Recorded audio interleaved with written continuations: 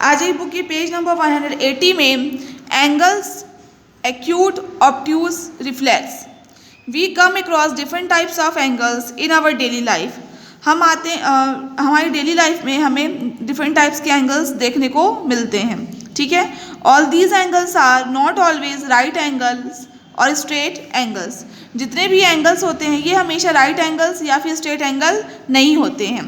Observe the angles when the minute hand of a clock moves from 12 to 4, 5 to 7 and 12 to 8।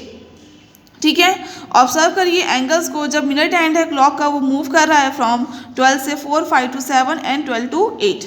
देखिए ए number 12 से 4 में आ रहा है, ठीक है, 5 से 7, फिर 12 से 8 में आ रहा है, ठीक है। तो देखिए इन केस ए में देखिए और सी में देखिए, the angles moved are more than a right angle. जो एंगल्स मूव कर रहे हैं ज़्यादा है राइट एंगल से। एंड इन केस बी में जो एंगल है वो मूव कर रहा है लेस देन 90 डिग्री से। ए और सी में एंगल 90 डिग्री से ज़्यादा है और बी में एंगल जो है 90 डिग्री से कम है।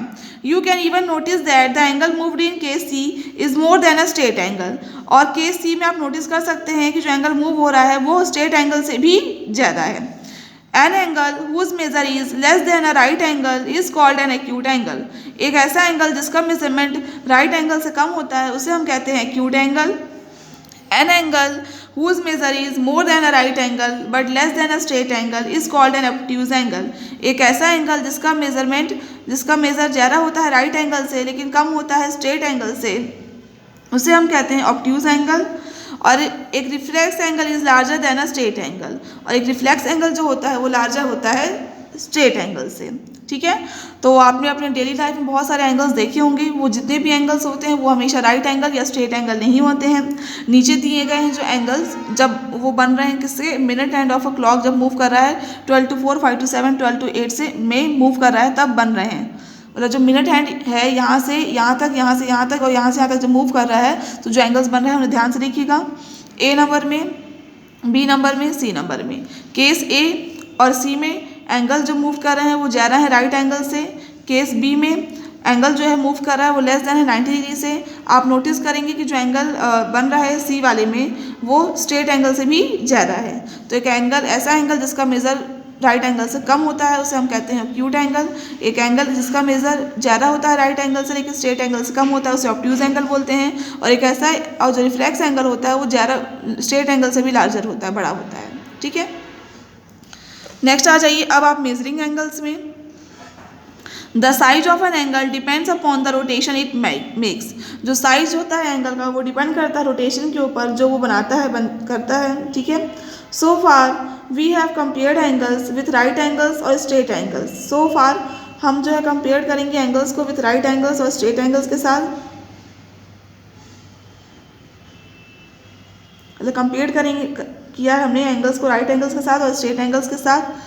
To measure an angle we need a tool or an instrument called protractor. Measure करने के लिए एक एंगल हमें एक टूल की ज़रूरत होती है या फिर कह सकते हैं कि इंस्ट्रूमेंट की ज़रूरत होती है जिसे हम प्रोटेक्टर कहते हैं। It is divided into 180 equal parts. वो प्रोटेक्टर डिवाइड रहता है 180 इक्वल पार्ट्स में। Each part measures 1 degree denoted as 1 degree. हर पार्ट जो है वो मेजर करता है 1 डिग्री जिसको हम डिनोट करते हैं as 1 degree. The marking starts from 0 on the right side and ends with 180 degree on the left side and vice versa। जो मार्किंग होती है वो स्टार्ट होती है फ्रॉम 0 से राइट साइड से एंड एंड होती है 180 डिग्री में लेफ्ट साइड में एंड वाइस वर्सा, ठीक है। तो जो साइज होता है एंगल का, ये देखिए प्रोटेक्टर दिया हुआ है, ये 0 से स्टार्ट हो रहा है एंड हो रहा है 180 में और यहाँ से 0 से स्टार्ट हो रहा है और एंड हो रहा है 180 में। हर यहाँ पे जो डिविजन्स होते हैं 180 इक्वल पार्ट्स हैं और जो हर एक पार्ट होता है उसका मेजरमेंट है 1 डिग्री, ठीक है। तो जो साइज होता है एंगल का वो डिपेंड करता है रोटेशन के ऊपर जो वो बनाता है। और हमने किया है कंपेयर्ड एंगल्स को किसके साथ, राइट एंगल्स के साथ और स्ट्रेट एंगल्स के साथ।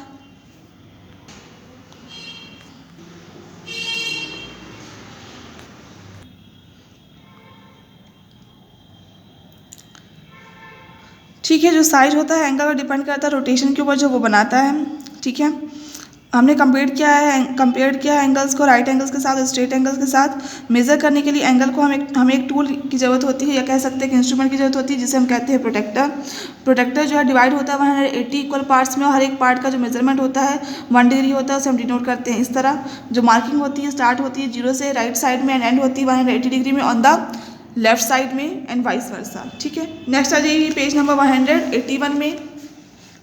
Measuring angles using a protractor, measure करना है एंगल्स को यूज करके एक प्रोटेक्टर का।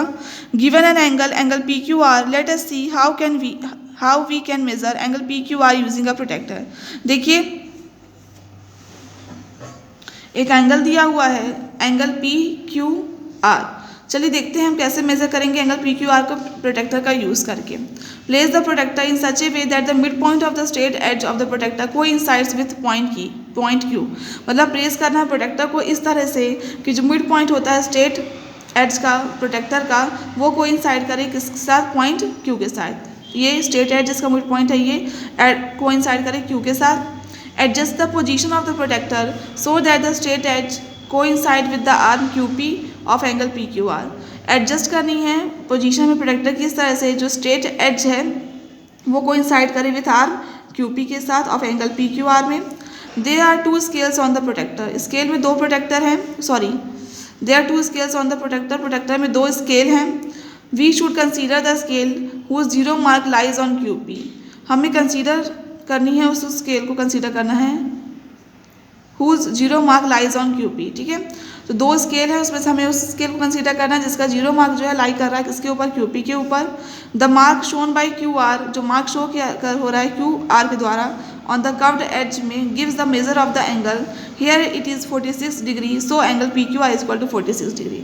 जो मार्क शोन है, देखिए QR है, यहाँ जो मार्क शो हो रहा है कर्व एज में, वो हमें मेजर देगा एंगल का, इसका मतलब, और वो कितना है 46 डिग्री, इसका मतलब एंगल PQR है 46 डिग्री। ये देखिए ये 40 है, ये 50 है, इसके बीच में 45 होता है, एक पॉइंट इधर है तो 46 हो गया है। ठीक है,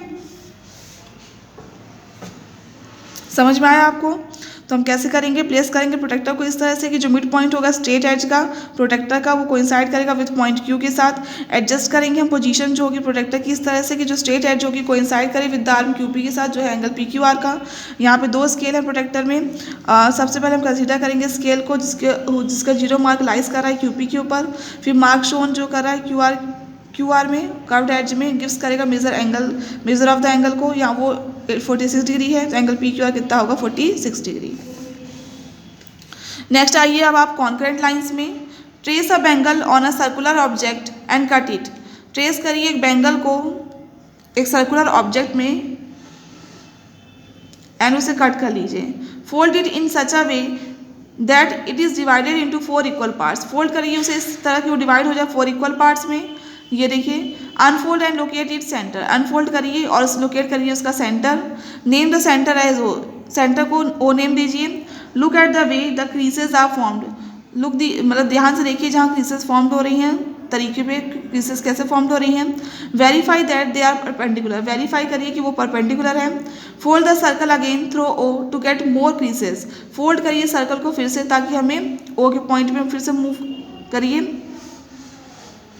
जो O पॉइंट है उसके वहाँ पे फिर से उसे फोल्ड करिए, किसको, सर्कल को, ताकि हमें और क्रीसेस मिल सकें। Unfold and draw along the creases formed. Unfold करिए और ड्रॉ करिए जहाँ पे क्रीसेस बन रही हैं। Can you draw some more line passing through O? क्या आप और लाइन ड्रॉ कर सकते हैं जो O से पास हो? Find the maximum number of lines that can pass through a given point. आप maximum number of lines find करिए जो पास हो सकती हैं एक गिवन पॉइंट से। Think and discuss with your friends. Think करिए एंड डिस्कस करिए अपने फ्रेंड्स के साथ। Here there are many lines that pass through the point O। यहाँ बहुत सारी ऐसी पॉइंट होंगी, यहाँ बहुत सारी ऐसी लाइन होंगी जो पास होंगी पॉइंट O से। These are called concurrent lines. इन्हें हम कॉन्करेंट लाइन्स कहते हैं। The lines that pass through a common point are called concurrent lines. वो लाइन्स जो पास होती हैं कॉमन पॉइंट से उन्हें हम कहते हैं कॉन्करेंट लाइन्स। ठीक है, तो देखिए आपको क्या करना है, ट्रेस करना है एक बेंगल या फिर एक और सर्कुलर ऑब्जेक्ट को, मतलब ट्रेस करना है हमें एक बेंगल को या फिर एक सर्कुलर ऑब्जेक्ट को एंड उसे कट करना है, उसे फोल्ड करना है इस तरीके से कि वो डिवाइड हो 4 इक्वल पार्ट्स में। फिर अनफोल्ड करना है एंड लोकेट करना है उसके सेंटर को एंड नेम देना है सेंटर को O, और देखना है कि क्रीसेस फॉर्म्ड हो रही हैं कहाँ पे। फिर वेरीफाई करना है कि वो परपेंडिकुलर हैं। फिर से सर्कल को अगेन से अगेन फोल्ड करना है थ्रो ओ ताकि हमें और क्रीसेस मिल सके, फिर अनफोल्ड करना है एंड ड्रॉ करना है क्रीसेस जो फॉर्म हो रही है वहाँ पे क्या आप ड्रॉ कर सकते हैं, और लाइन थ्रो ओ से आपको फ्रेंड के साथ डिस्कस करना है। तो यहाँ पे मेनी लाइंस होंगी जो पास होंगी पॉइंट ओ से, और इन लाइंस को हम कहते हैं concurrent lines. The lines that pass, वो लाइंस जो पास होती है कॉमन पॉइंट से, उसे हम कहते हैं कॉन्करेंट लाइंस। ठीक है, नेक्स्ट आ जाइए perpendicular lines. We know that two lines in a plane can be either intersecting और पैरेलल। ठीक है, we know that two lines in a plane can be either intersecting और पैरेलल। आपको पता है दो लाइंस जो होती हैं प्लेन में या तो वो इंटरसेक्टिंग होंगी या फिर पैरेलल होंगी। ये देखिए इंटरसेक्टिंग लाइन है, ये पैरेलल लाइंस है। In the given figure L1 and L2 are intersecting lines whereas L3 and L4 are parallel lines. Using symbols we can write L3 is parallel to L4 as this. जो figures दिए हैं इसमें दिया हुआ है कि L1 and L2 intersecting lines हैं and L3 and L4 जो है पैरेलल लाइंस हैं। सिंबल का यूज़ करके हम इसे लिखेंगे इस तरह से कि L3 पैरेलल है L4 के, इस तरह से L3 is parallel to L4। ठीक है, नेक्स्ट आ जाइए पेज नंबर 182 में। If we extend L1 and L2 endlessly, we cannot find another point where they will meet. अगर हम एक्सटेंड करेंगे L1 एंड L2 को endlessly, हमें वो पॉइंट नहीं मिलेगा कि किस पॉइंट पे वो मीट करेंगी।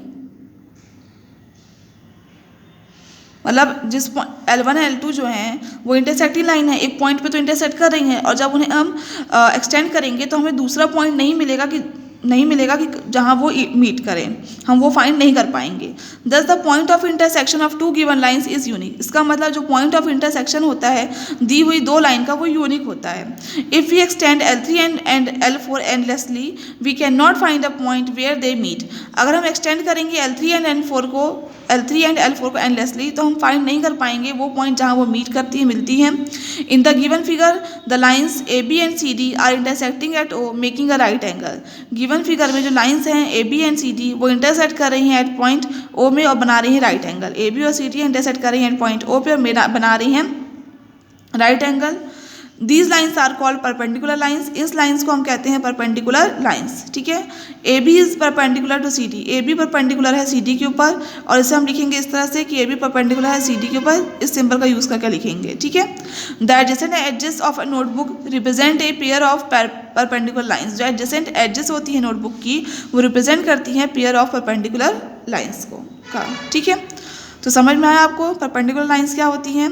ठीक है, मतलब दो लाइन्स जो एक दूसरे को इंटरसेक्ट कर रही हैं और उनके बीच में राइट एंगल बन रहा है तो उन लाइंस को हम कहते हैं परपेंडिकुलर लाइंस। यहाँ AB परपेंडिकुलर है CD के ऊपर क्योंकि इनके दोनों के बीच में राइट एंगल बन रहा है। ठीक है, तो आज मैंने आपको जहाँ तक पढ़ाया उसे घर में एक बार अच्छे से पढ़िएगा। बाद में कोई डाउट हो तो आप मुझसे पूछ सकते हैं। याद रखिएगा ये जो कॉन्सेप्ट पढ़ा रही हैं बहुत ही इंपॉर्टेंट है, इन्हें बहुत ध्यान से पढ़िएगा।